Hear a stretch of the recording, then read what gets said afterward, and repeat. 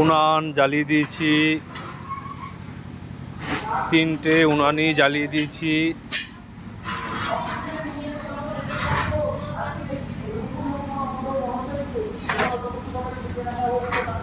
এই কড়াই বসানো হবে এই উনুনে।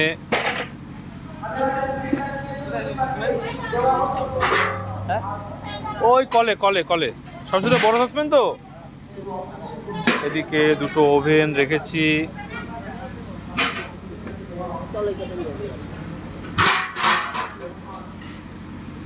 আমরা কাজ শুরু করে দিয়েছি।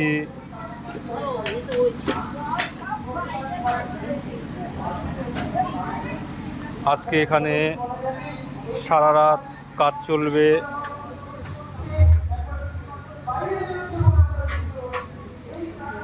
এদিকে সবজি কাটা হচ্ছে, শুক্তোর সবজি কাটা হচ্ছে।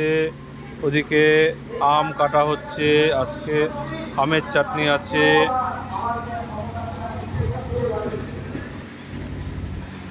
লাল শাক আছে, শাক আসেনি এখনো।